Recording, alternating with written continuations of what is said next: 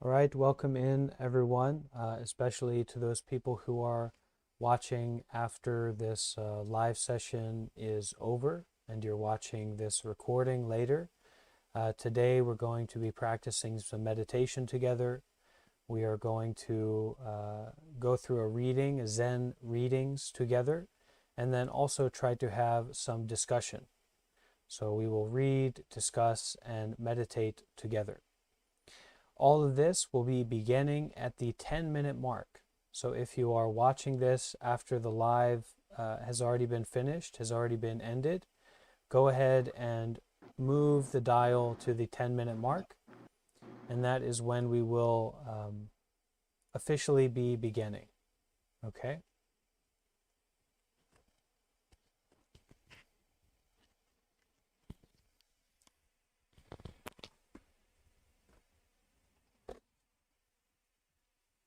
Hello, Gabe, my friend. You have a active microphone. If you could go to push to talk, that'd be wonderful.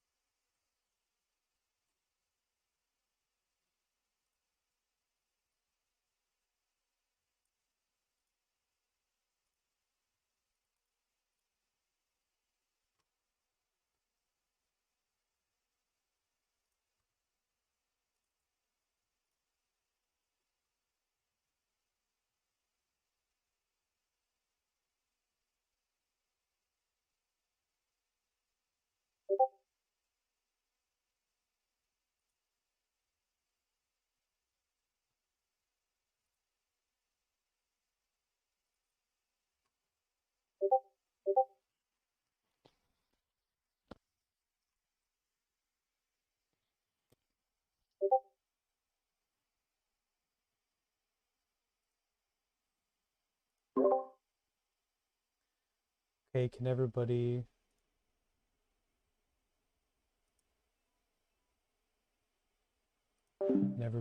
hear me on Discord?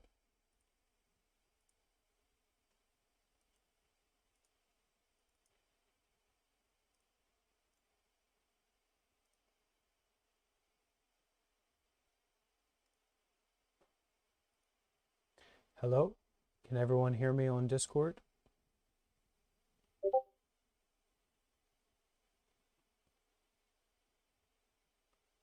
Hello?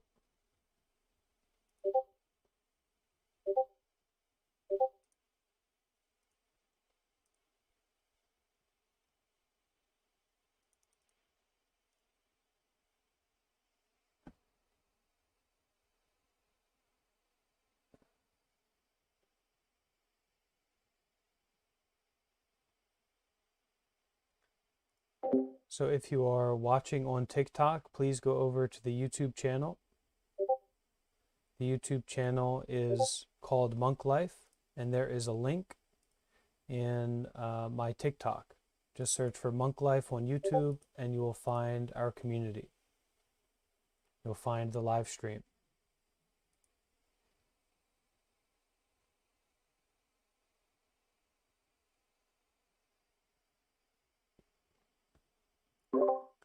Hello?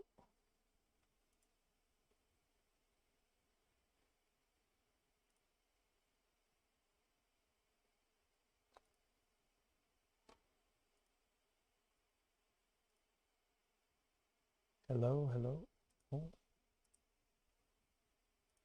Hello? Hello? Hello?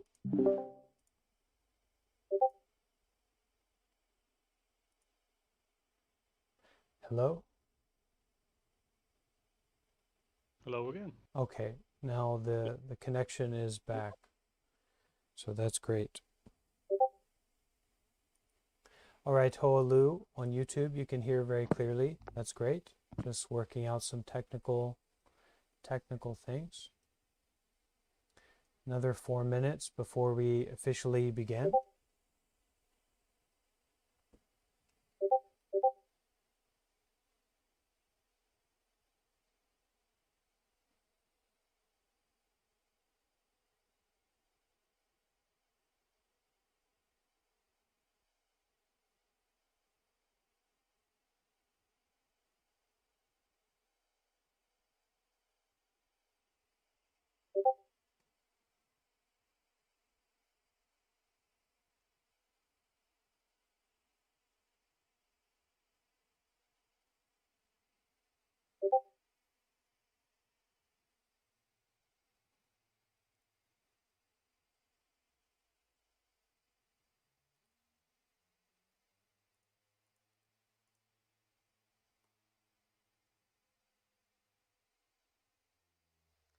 All right, BB, Gabe, Jake, Carl, Kit, Liz, Marco, Mr. Meowcat, Nino, Robbie, Sander, Simon, and Charity.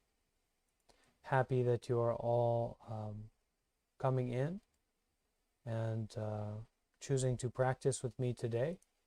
I'm very grateful.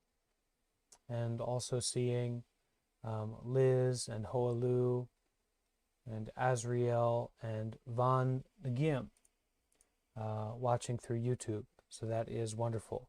That is great.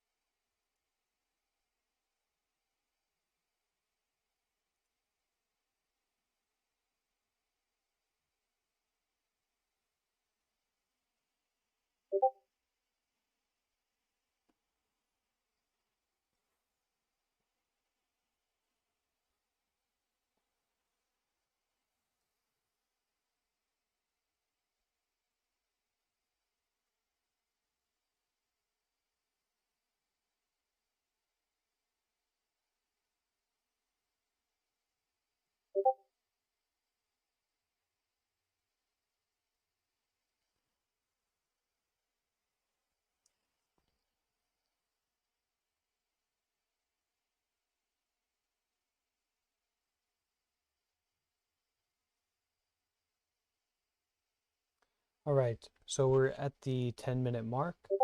Let's go ahead and begin with our group practice together.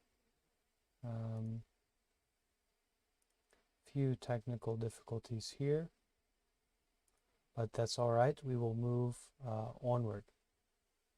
So, welcome everyone to this contemplative, meditative practice and event. Let's go ahead and start by taking a moment to find a posture, to find a position for our body that is comfortable and stable.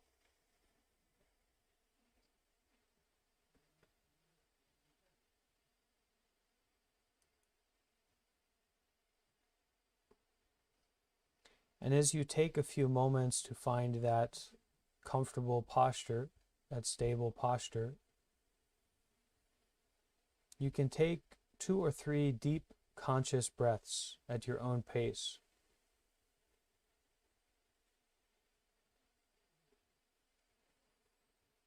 And as you feel the breath coming deeply into the body and going out, bring the mind, the thoughts, the stories, the idea of ourselves. As we breathe in deeply, bring the mind home to the body.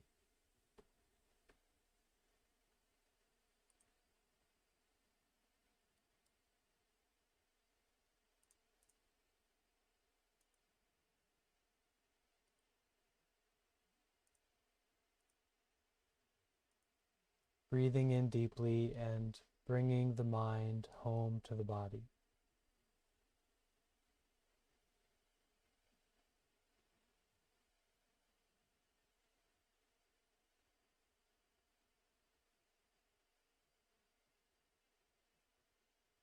And as we take as our primary activity this breath, this focus on breathing, just allowing the mind and the body to settle more and more, to settle in a way of not really going anywhere, not really doing anything, but being vividly present, really showing up to this moment in our life.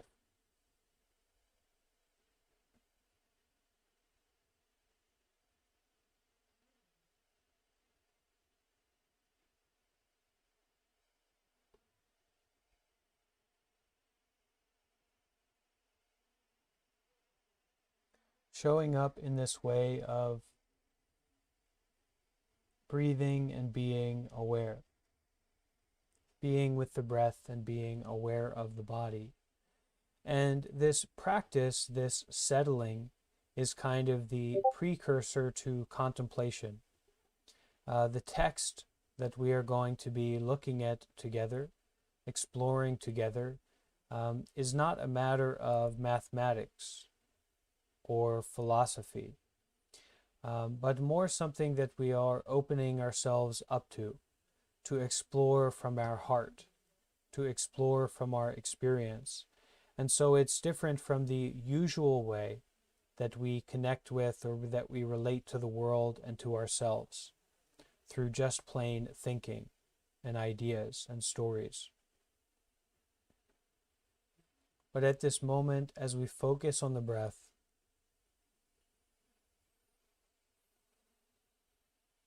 and allow our mind to settle in the body,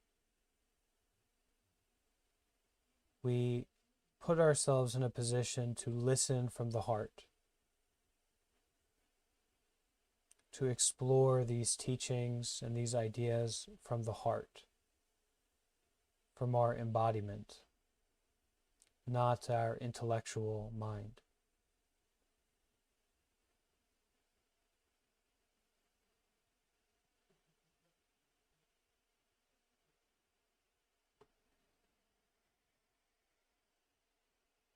Just breathing and being aware.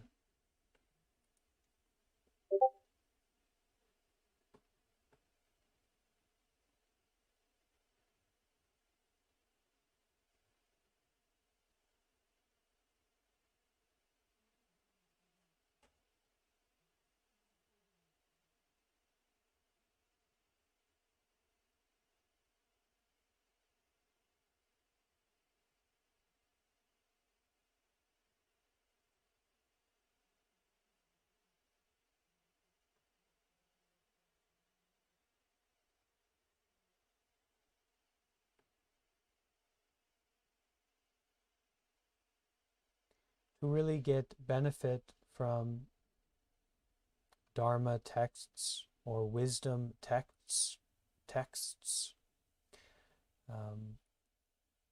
we have to allow ourselves to settle, to calm, to open. It's not a matter of believing in anything, but exploring, and exploring from our heart. So turning our attention inward, focusing on the breath, allowing the mind to settle in the body,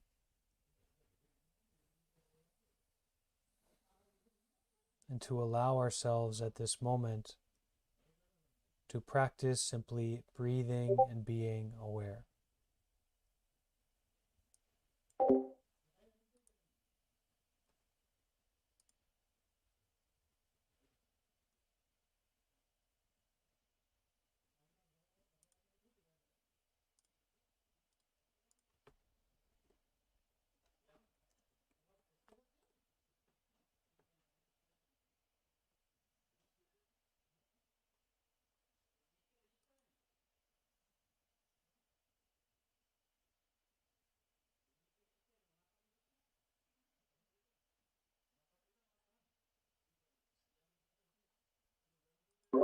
Whatever idea comes up, whatever story we have in our mind, whatever distraction we get involved with, we notice that, we are aware of it, and then we practice to give it up, to let go of that.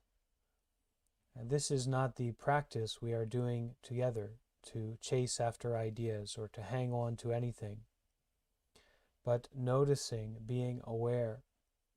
And whatever we get caught up in, whatever we feel pulled into, to give it up, to detach, to let go. And our method of giving up, our method of detaching, is to return to the breath, to return to breathing and being aware.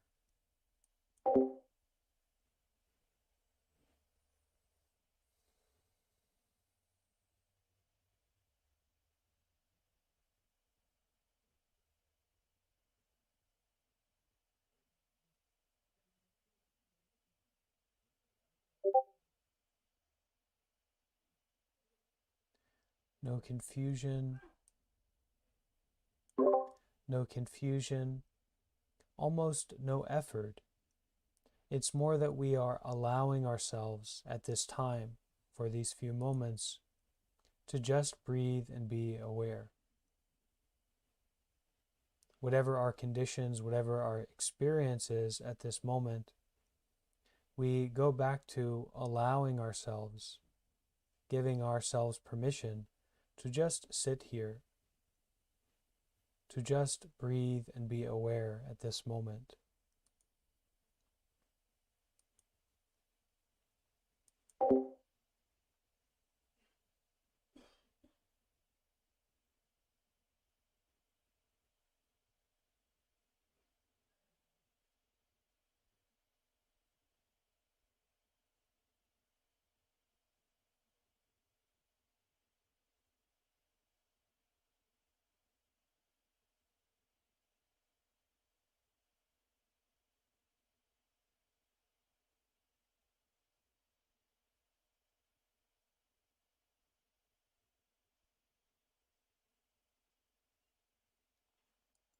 Allow the breath to find a natural rhythm,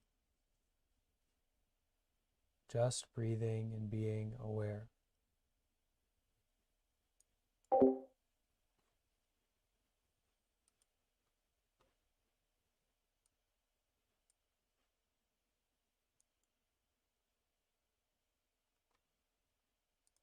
Settling more and more into this noticing.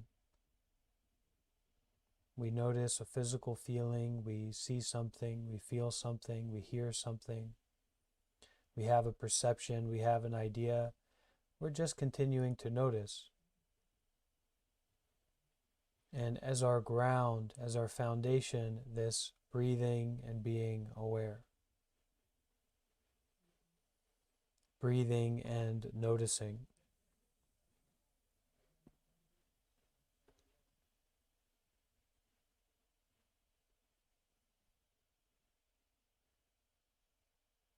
Nothing complicated, nothing confusing, just to continue noticing, just to continue breathing and being aware, settling more and more into our present experience,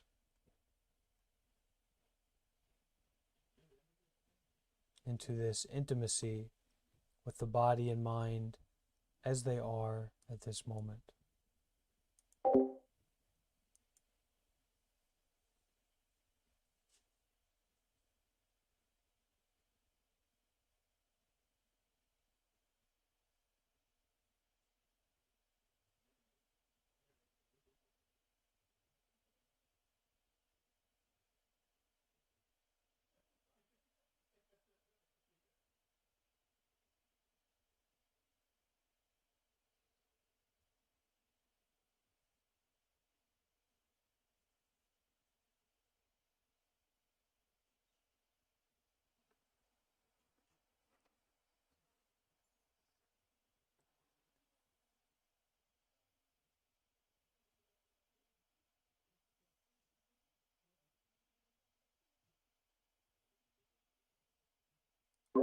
In this practice, we don't necessarily know anything. We are not necessarily figuring anything out, trying to understand anything. More so, we are allowing ourselves at this time to just breathe and be aware. Nothing extra, nothing added. And whatever distractions come up, whatever confusions come up, our invitation to practice this breathing and being aware. Don't fall into complicatedness. Don't fall into adding anything or subtracting anything.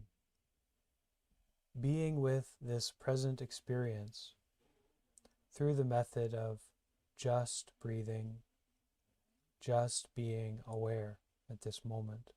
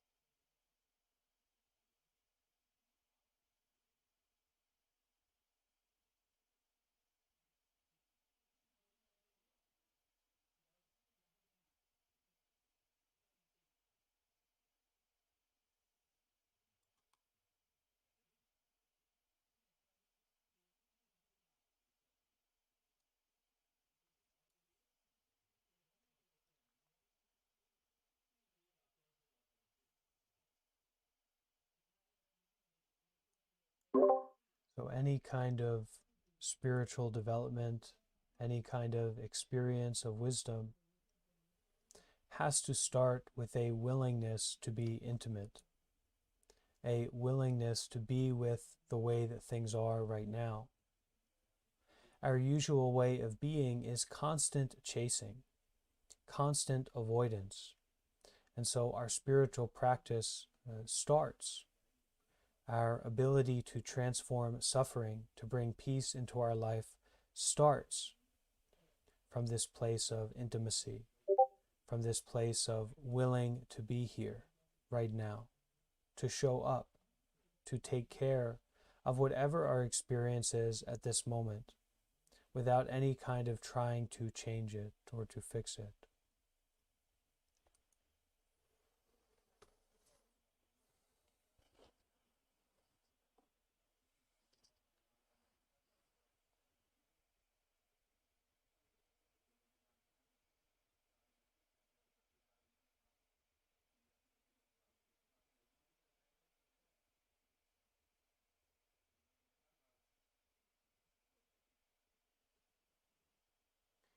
Okay, so let's get started with our reading and discussion of Zen style texts. And so we're going to hear a kind of short story, a very, very short Zen story, and then a commentary on that story, kind of what a teacher or what a long-term practitioner kind of got from that story. And then we will open up the space for us to share about any insights, any wisdom that we got from it, that we noticed from it. As we go into these stories, it's important to listen from that place of the heart, of embodiment, from that place of not knowing, just listening. So this first story is called Joko Beck and the Thought of Enlightenment. Joko Beck is a kind of Western teacher. Joko Beck had finished a talk, Dharma talk, and asked if there were any questions. A young man raised his hand and bluntly asked, "Are you enlightened?" Her response was immediate. Laughing, she said, "I hope I should never have such a thought." So I'll read that again. This is the story, very short. So Joko Beck is this accomplished Zen teacher, we can say, in America or in the West. Joko Beck had finished a talk and asked if there were any questions. A young man raised his hand and bluntly asked, "Are you enlightened?" Her response was immediate. Laughing, she said, "I hope I should never have such a thought." I hope I should never have such a thought.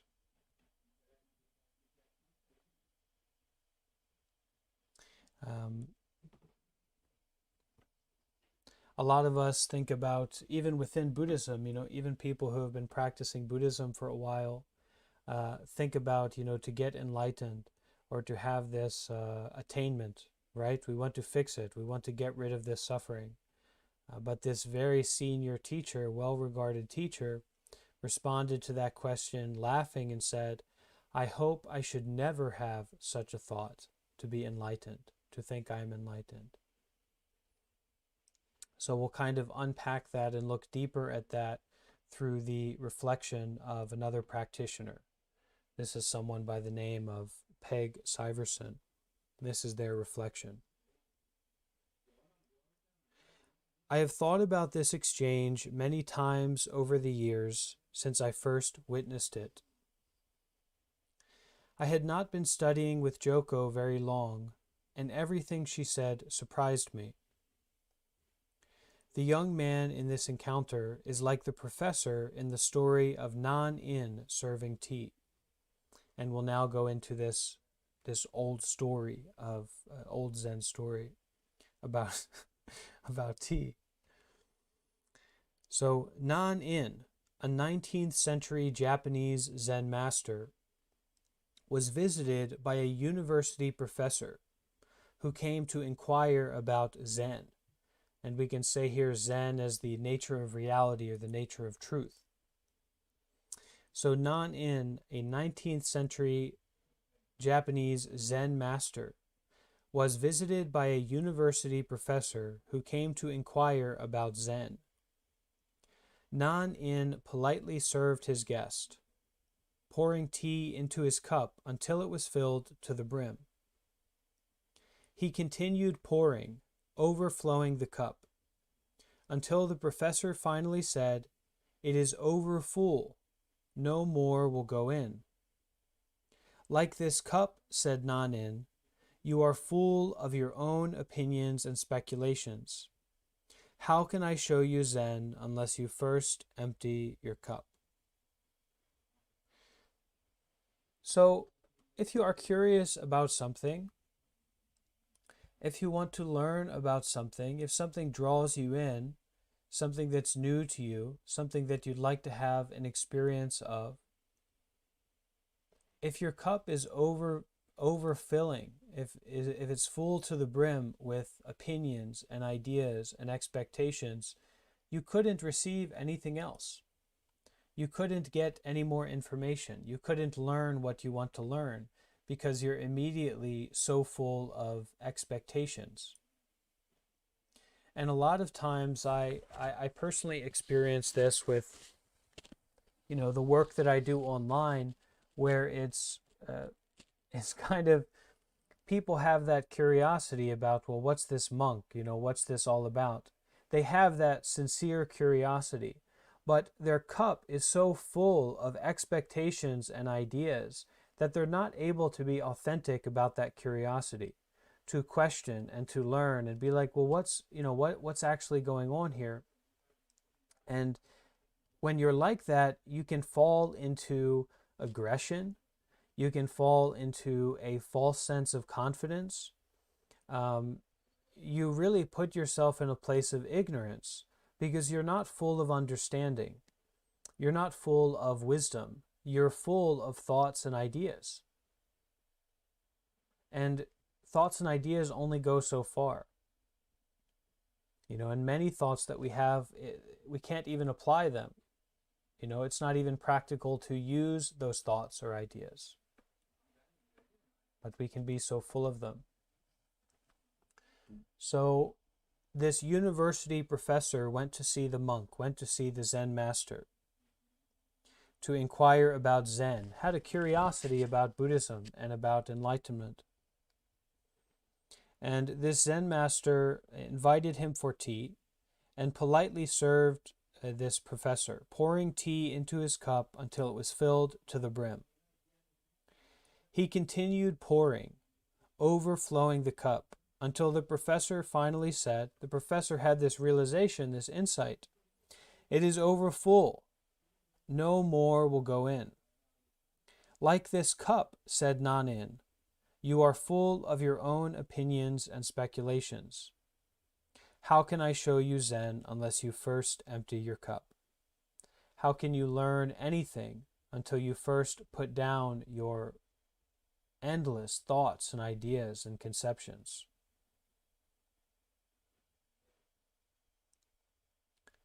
Now we go back to the original story. The young Zen student in this story seemed to be asking Joko a question, but his head was already filled with his own opinions and speculations about enlightenment. He was no doubt wondering, can this teacher really help me? Can I trust her? Does she have any credentials? So much is bound up in this student's simple question. Who should I follow? Who can help me get enlightened? Of course, it is important to have discernment when we work with a teacher. Still, beyond the issue of qualification or capacity to teach, is the nature of the relationship itself. Joko's playful, humorous response changed the entire field of her relationship with this student and with everyone who was there. But it opens to a much deeper mystery. As I heard Joko's response, I marveled at her words, and I still do. They echo the renegade Zen master Ikkyu. And this is a quote from this Japanese Zen master Ikkyu. I don't remember making a mistake called enlightenment. My own encounters with Joko were just as unexpected and penetrating. Early in our spiritual work together, when I was a single parent juggling 3 jobs and a full-time graduate program, she asked me what had brought me to Zen practice. I knew that this was not a casual question. For weeks I reflected on it, and I finally came in for a private practice interview, met her piercing gaze, and said truthfully, I just want to be a better mother for my son. She tartly replied, well, that's a story.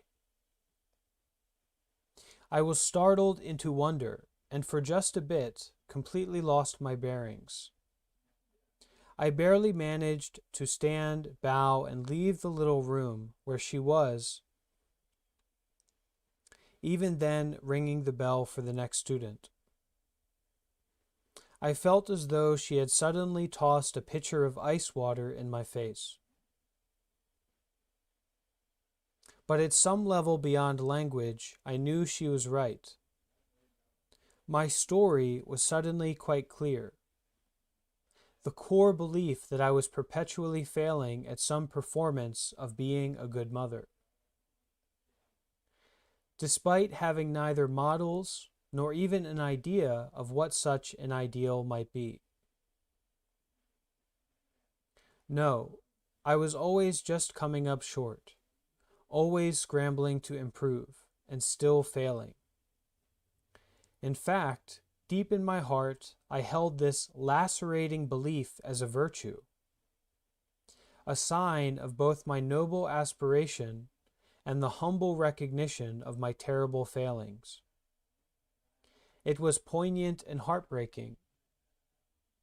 Yet this very story was actually coming between my son Ben and me, a filter through which I was always anxiously and apologetically and sadly viewing our marvelous life together.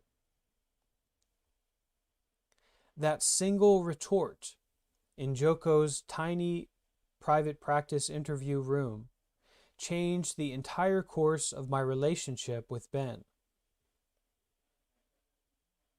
Simply staying present with him without the story was infinitely more challenging, and yet the intimacy it opened was vast and luminous. We live with a yearning for something always just out of reach. Without it, we would never come to practice in the first place.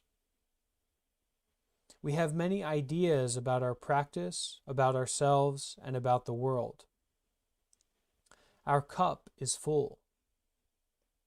Like every other inexperienced meditation student, I was striving to be awakened. Zen student. I wanted to be a light in the world, to have the genuine insight, true compassion, and profound wisdom to offer something truly needed. Care for others that was real care. There is nothing wrong with a heartfelt aspiration for awakening, of course. But I hope I should never have such a thought.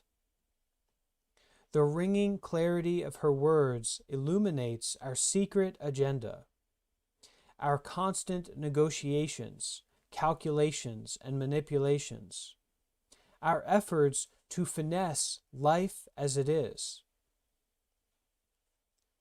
And it reveals our hidden longing for enlightenment as ultimate comfort, confirmation, achievement, or holiness.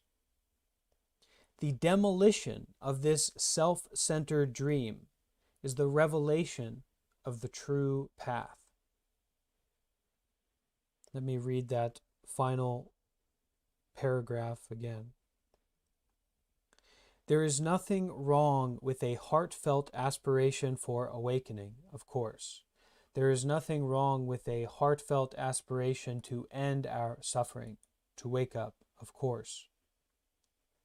But I hope I should never have such a thought, this response.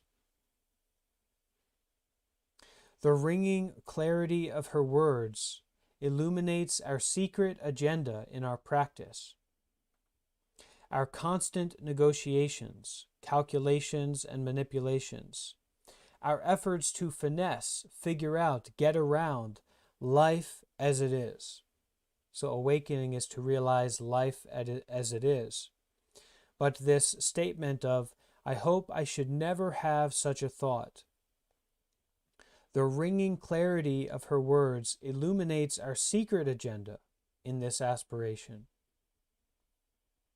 Our constant negotiations, calculations, and manipulations, these efforts to finesse, to get around life as it is. And it reveals our hidden longing for enlightenment as a kind of ultimate comfort. And this is not the way we should practice, because that's the same as chasing any other comfort, any other pleasure. Longing for enlightenment as ultimate comfort, confirmation, achievement, or holiness. The demolition of this self-centered dream is the revelation of the true path. And the demolition of this self-centered idea in the practice of our meditation, of getting this comfort and getting this special experience, the demolition of this self-centered dream is the revelation, the waking up to the true path. And so we have some final invitations for questioning and discussion at the ending of this text here.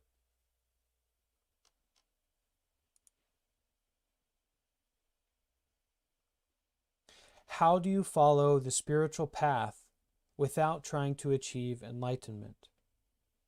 And is there a problem with a thought about enlightenment?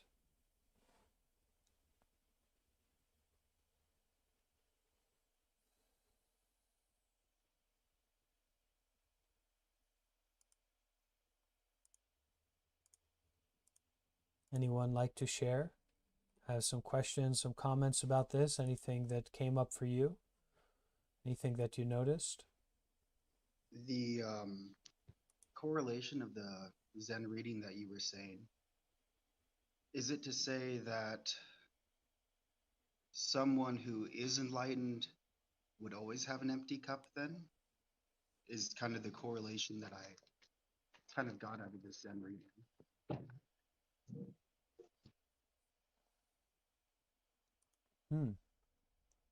Not sure about that, but that's an interesting idea.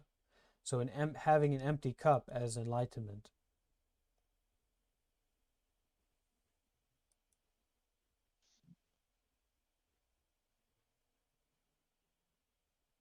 Also to say my cup is very much not empty. Yeah, we all, I think to varying degrees, we all dealing with that.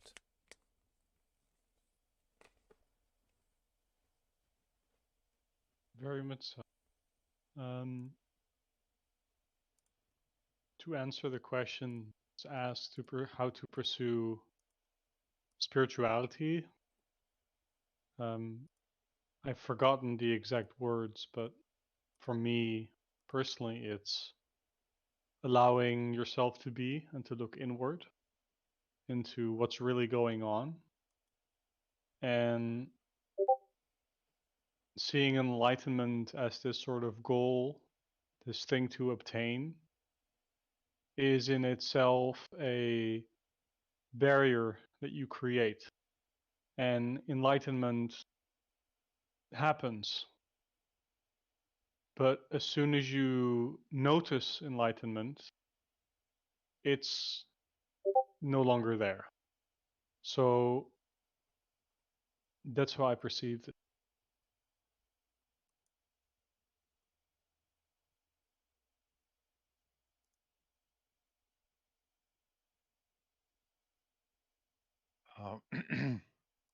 Hi.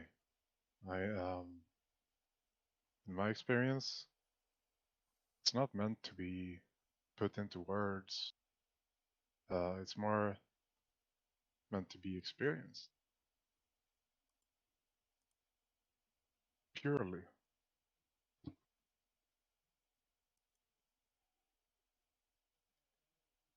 Agreed.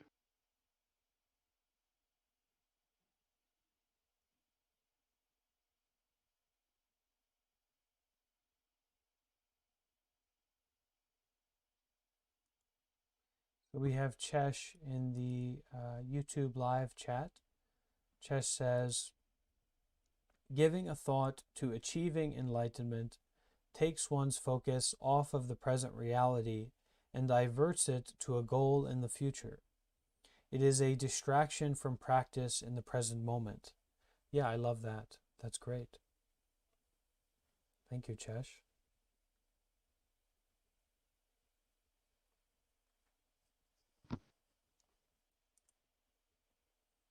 I would like to share about um, the story of the professor getting poured tea and realizing that the cup is over full, and the response in regard of that. That story really spoke to me because I have noticed in my own experience that whatever substance is in the cup, be it thoughts, perceptions, enthusiasm, emotion, suffering, whatever it may be,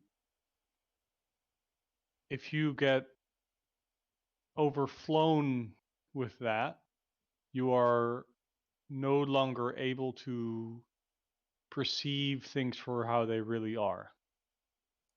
In my own experience, my enthusiasm sometimes overflows and it obstructs me from listening and learning.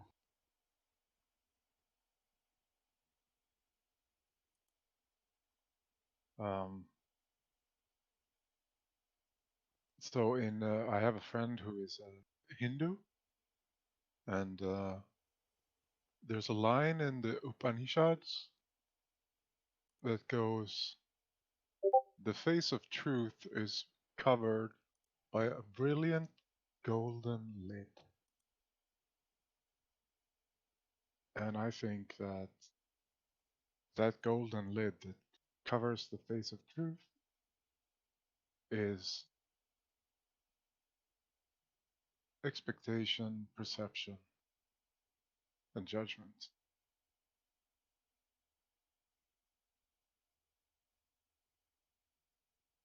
So I agree.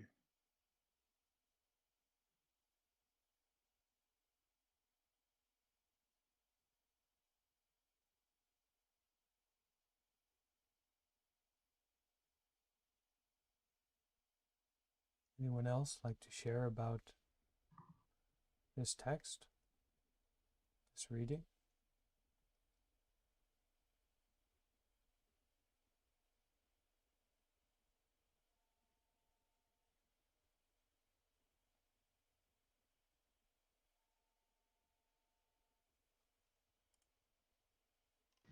Agreed.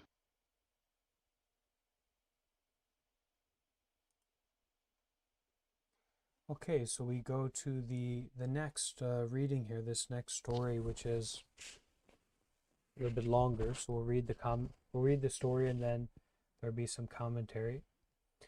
And this is called "The Old Woman and the Pure Land," and this is from a unknown period in Japan. All these stories are coming from kind of feudal Japan. So, "The Old Woman and the Pure Land." In China and Japan, many millions of Buddhists have been, and in Japan still are, devotees of the Pure Land doctrine.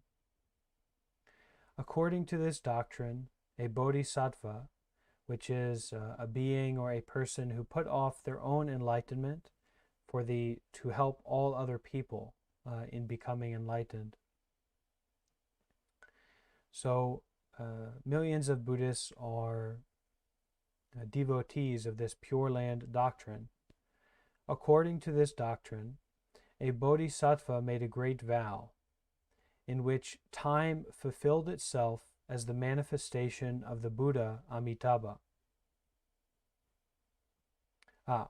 According to this doctrine, a bodhisattva made a great vow, which in time fulfilled itself as the manifestation of the Buddha Amitabha, which means infinite light, who created a Pure Land paradise in the West for those who would like to take his name with faith. From this Pure Land, it was easy to attain final nirvana.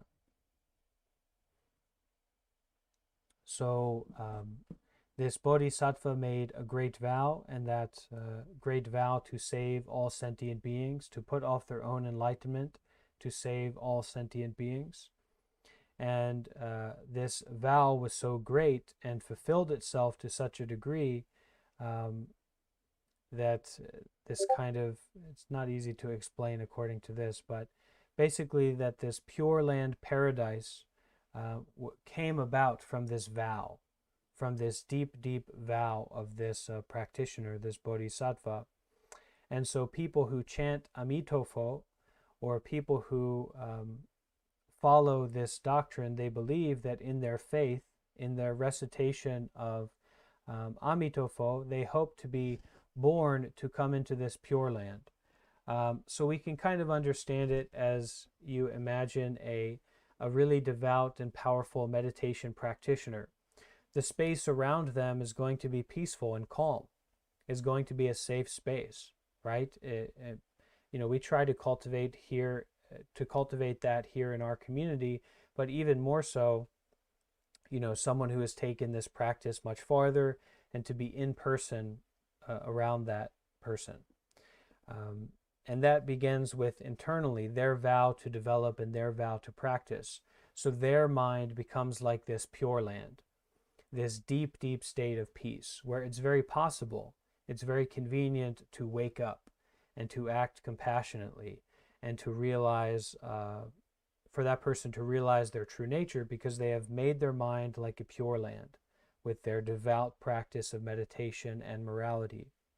And so a bodhisattva is someone who puts off their own enlightenment, their own great ending of suffering, to benefit all beings.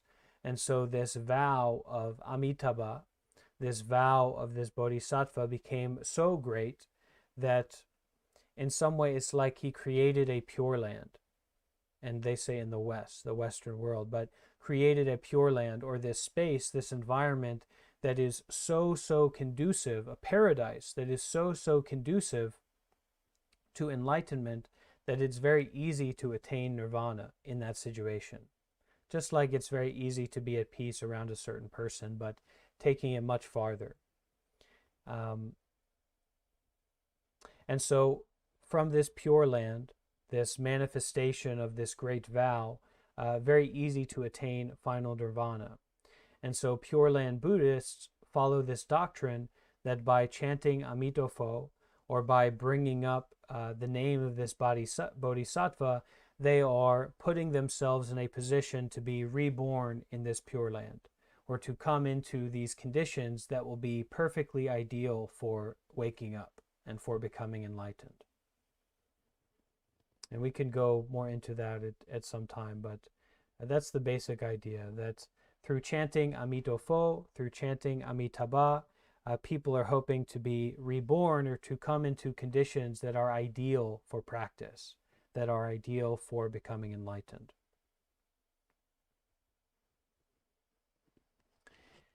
An old lady of this faith was walking along the road when she met a Zen master, who said to her, "On your way to the Pure Land, eh, Granny?" She nodded Holy Amitabha is there, waiting for you, I expect. She shook her head. Not there? The Buddha is not in his Pure Land? Where is he then? Where is he then? She tapped twice over her heart and went on her way. The Zen master opened his eyes wide in appreciation and said, "You are a real Pure Lander. You are someone who understands the doctrine, understands this practice." So what a great story. My goodness, so sweet. A lot of times in Buddhism, we hear about a bodhisattvas or we hear about a certain tradition, a certain kind of practice, and it's easy to fall into this idea that it's somehow religious or that it's somehow abstract. It exists outside of our present reality, our direct experience. And Pure Land kind of really embodies that idea. You know, you chant Amitofo and you're going to be reborn into this Western Pure Land where it's easy for you to become enlightened. But this is the story of a Zen master meeting one of these practitioners. I'll just read it again. An old lady of this faith was walking along the road when she met a Zen master, who said to her, "On your way to the Pure Land, eh, Granny?" She nodded. "Holy Amitabha is there, the one who made the Pure Land, waiting for you, I expect." She shook her head. "Not there?" So she shook her head in disagreement to say no. The Zen master said, "Not there? The Buddha is not in his Pure Land? Where is he then?"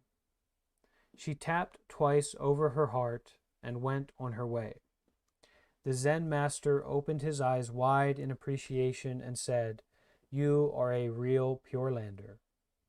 In the same way, possibly we can say that someone who is practicing not for some kind of outside goal, as Chesh so compassionately alluded to, but for someone who is practicing just to practice at this moment, in this present, is a real practitioner with no expectations, no goals, no special experiences that we're going towards, but to just practice here and now. And then we will go into this reflection. These reflections are from modern Western experienced practitioners within the Zen tradition. And so they offer a reflection to this story. So this is Emila Heller. Emila Heller's reflection. Pure Land Buddhists believe that through their faith in Amitabha, the Buddha of infinite light, they will be freed from suffering. The Pure Land is a paradise of beauty and liberation, and awaits those who truly believe. Are we all not eagerly looking for such a place of liberation? This koan is a simple story pointing to a profound Dharma teaching. An old lady is walking along the road. She meets a Zen master who asks her several disparaging questions, but she seems neither disturbed nor impressed by him. She answers his questions with gestures and silence. Wide-eyed, the Zen master sees that she has actualized a true understanding of the Pure Land, so has a true understanding. She knows it is neither an external place nor something to attain. She just walks along the road, not seeking outside of herself, not seeking an idea of freedom or emptiness or Buddha, not trying to teach or explain. She is alive with her faith, and she didn't have to say a word for the Zen master to experience her full presence. For many years, I walked the hills at Green Gulch Farm Zen Center where I live, trying to settle this body and mind. I was haunted by many forms of suffering and ached for release. So this practitioner, was living at a residential meditation center a Zen meditation center for years, practice center. And during that time, they were trying to settle their body and mind and were haunted by many forms of suffering and ached for release. A koan in the Book of Serenity encouraged me. This is that koan. The world-honored one pointed to the ground and said, "This is a good place to build a sanctuary." Indra, lord of the gods, stuck a blade of grass in the ground and said, "The sanctuary is built." It was healing to walk during those years with a mantra crafted from this koan. So this is a mantra that this practitioner used, kind of an affirmation. Right here is a holy place. Right here I will build a sanctuary. Over and over again I recited these words, reminding myself that right in the place where I walked, where I stood or sat or lay down, beyond craving, beyond knowing and not knowing, this is where an opening could occur.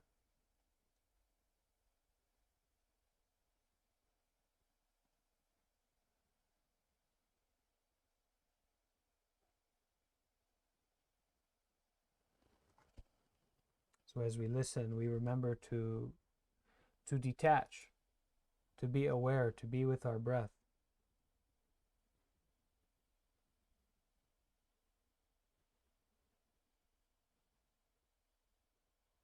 It was an uphill practice. Having grown up in Manhattan, I felt mostly fear in the wild.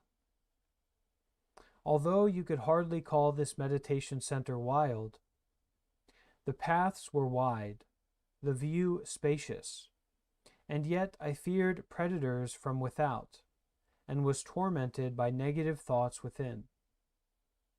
To meet my demons, I expanded my repertoire of mantras to include other phrases that spoke to me. I changed slightly the opening poem from Visuddhimagga, the Path of Purification, a traditional Buddhist text. The inner tangle and the outer tangle. The whole world is in a tangle.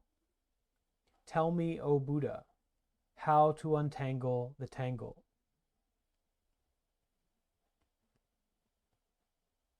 I never read beyond this poem in the text. Instead, I untangled brambles in the physical world of the meditation center, and patiently and impatiently committed myself to untangling my own tangle, which I hoped would benefit others. So anytime that we do this kind of work, anytime that we listen to these kind of teachings, that we gather in community with this kind of focus, we are bringing up that commitment patiently and impatiently to untangle our tangle, to untangle our own tangle, meaning wrapped up, tangled up, knotted up, which I hoped would benefit others. Taking refuge in a community of practitioners for so many years gave me the gift of knowing that we are all suffering. And my faith is that there is the possibility of an end to suffering. It takes years to quiet a mind filled with craving. And though I cannot touch my heart and say with full confidence that the Pure Land is right here, nonetheless, slowly, a root has begun to tap into the place and the time where I am, and that is a great relief. We pilgrims on the path are like the man in the Lotus Sutra who wanders around the world in poverty, while all the time a priceless jewel is sewn in his ragged coat. As Yun Men told his assembly, within heaven and earth, through space and time, there is a jewel hidden inside the mountain of form. All of us have the jewel. All of us are the jewel. But even when we believe this, the restless mind keeps asking, what is awakening? Where is peace? The wise sages have answered in various ways. The oak tree in the garden, 3 pounds of hemp, a flowering hedge. This very body is the body of awakening, along with mountains, rivers, and the great sky. How do we stop traveling the dusty world in search of answers? How do we find the old lady's confidence that the jewel is within each of us? The Buddha spoke as a doctor, diagnosing our illness and dispensing medicine to cure us. We are taking the medicine by sitting still, studying the mind, and vowing to end the suffering that we experience within and without.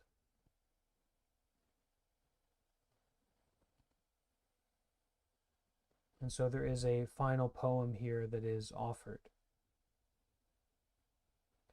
Walking the hills, stumbling and confused, I seek the way.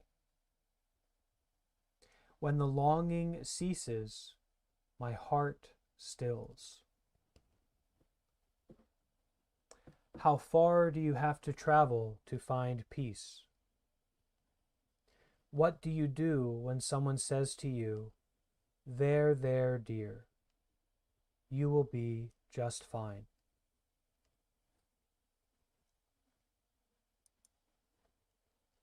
Anyone like to share about this reading?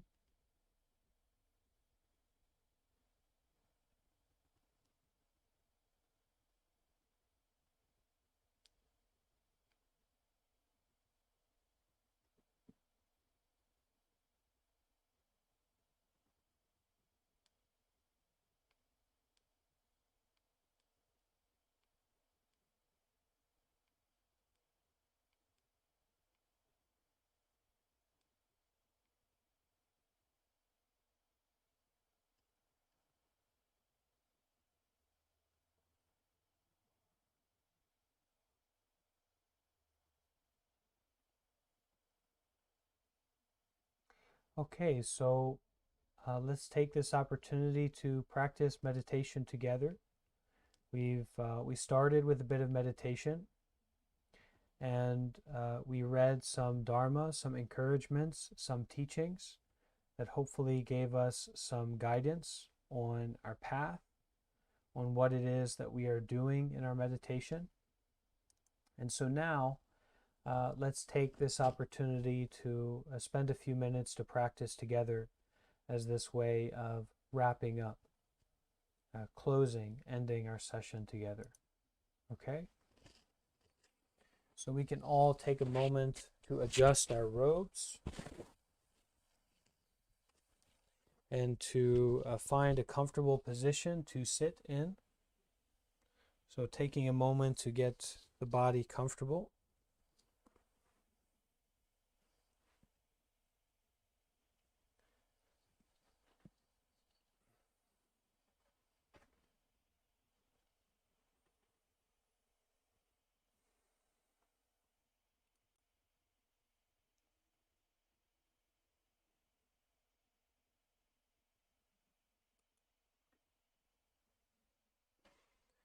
So finding that comfortable position, we can place our hands in our lap or on our knees.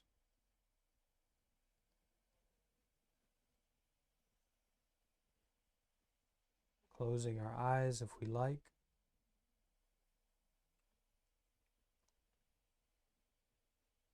Beginning to focus on the breath.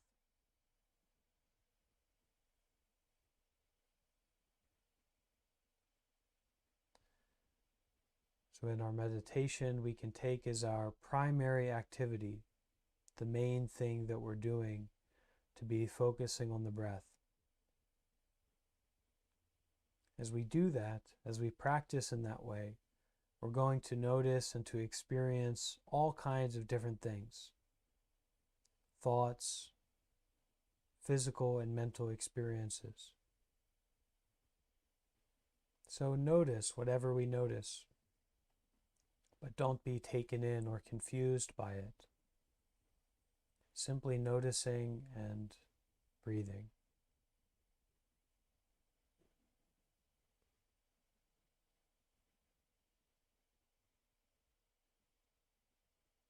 Breathing and being aware.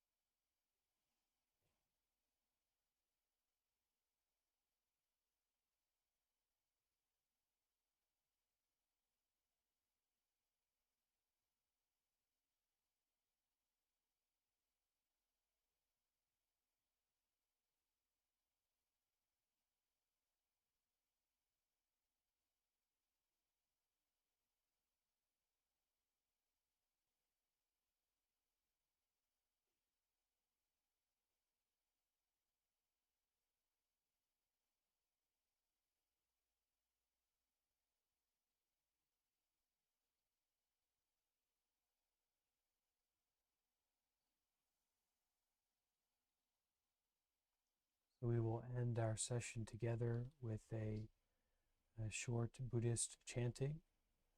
I invite you to bring your palms together with me and join me in chanting if you like, but also you can just listen and enjoy the pleasant sounds.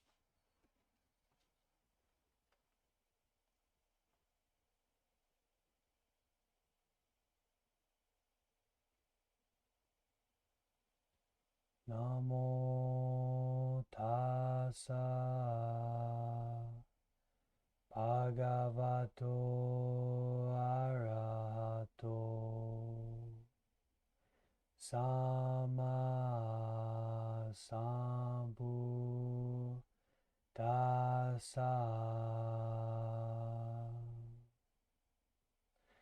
Namo tassa bhagavato arahato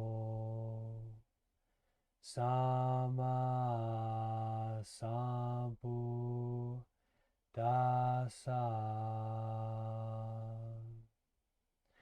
Namo tassa bhagavato arahato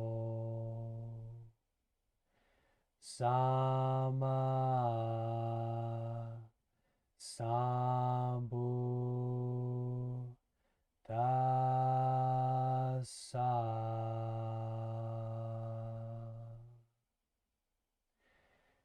Sadhu.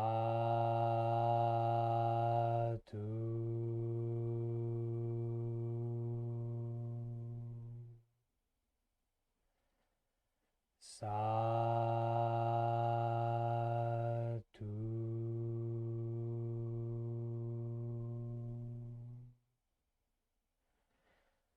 Sadhu.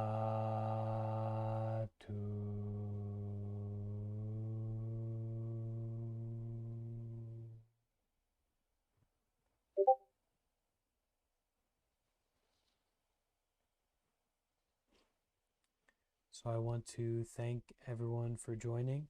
I hope this brought some peace and wisdom into your life, and I encourage you to bring this peace and this practice into the rest of your day, evening, whatever it might be for you. To practice continuously, no need to stop. Refresh, refresh, refresh. Okay? Thank you for joining, everyone, and see you again soon.